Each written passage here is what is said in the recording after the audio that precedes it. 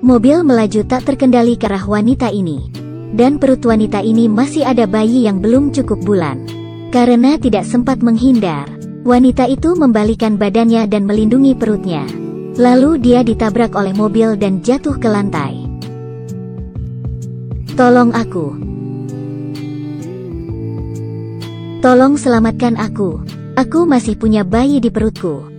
Tolong selamatkan aku. Terdengar suara ambulans. Wanita itu segera dilarikan ke rumah sakit untuk perawatan darurat. Dia yang terbaring di meja operasi dan memakai masker oksigen. Dia tidak berani menutup matanya hingga dia melihat anak yang dilahir lebih awal dan mendengar tangisan anaknya. Dia baru dengan tenang menutup matanya untuk selamanya. Tapi Yuri tidak pergi selamanya. Tapi dia menjadi arwah dan terus menemani putrinya. Paginya membawanya ke sekolah. Kemudian menemani dia pulang dari sekolah.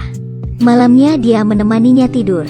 Jika tidak ada kerjaan, maka dia akan kembali ke rumah duka dan bersembunyi di guci milik dirinya. Pada hari kematiannya adalah hari yang paling bahagia untuknya. Bukan hanya karena keluarga akan datang mengunjunginya dan beribadah, tapi juga karena Yuri bisa makan sepuasnya makanan yang mereka bawa. Bahkan bisa meminta dewa untuk meneruskan pesannya. Lain kali minta keluargaku membawa whisky untuk meringankan masalahku.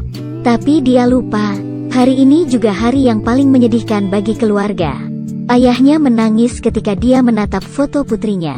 Yuri yang melihat hal ini juga sangat sedih. Namun ibunya berkata, "Kau masih bisa menangis. Dia pergi lebih awal daripada orang tuanya." Apa yang menyedihkan tentang hal itu? Apakah ibunya tidak sedih? Tidak. Di kamar mandi saat tidak ada orang, dia menangis lebih sedih daripada siapapun. Melihat ibunya yang menangis, Yuri hanya bisa menahan air matanya. Dia tidak bisa maju untuk menghibur ibunya, dan juga tidak bisa memeluk ibunya. Dia hanya bisa diam-diam berdoa agar ibunya baik-baik saja. Seo-woo mengambil steker yang berair di atas lantai. Langkah demi langkah dia menuju ke soket. Air di steker masih terus menetes.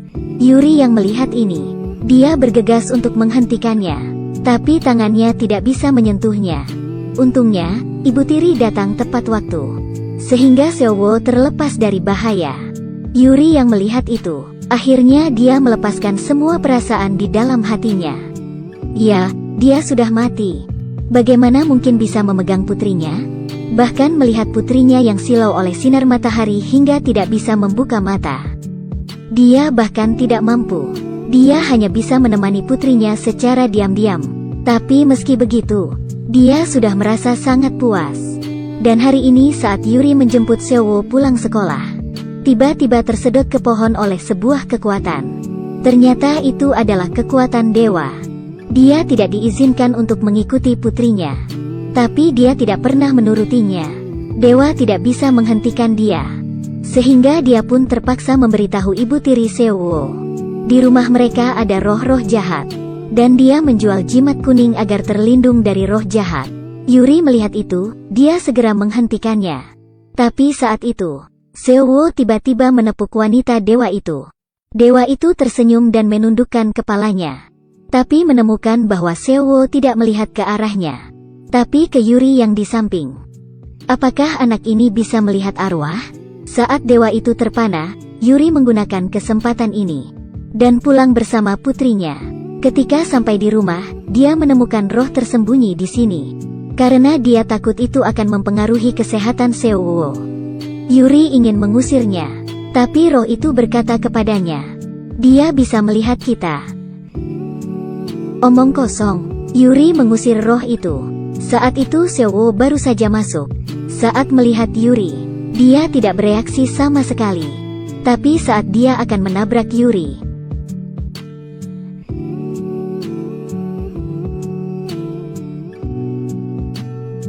dia meminggir. Itu tidak mungkin. Seo-woo.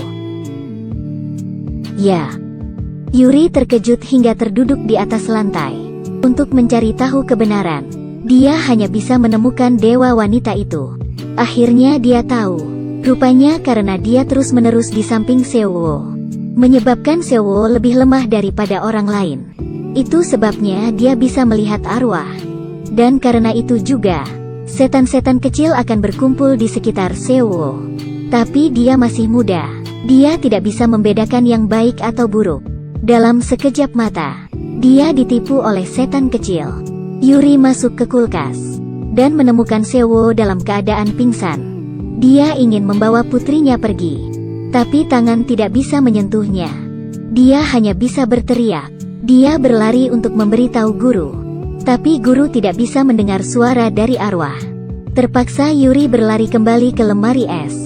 Dia menangis dengan cemas dan terus memanggil nama putrinya. Seowo. Seowo. Dan saat itu juga, kaki Seowo bergerak. Pintu kulkas ditendang hingga ada celah.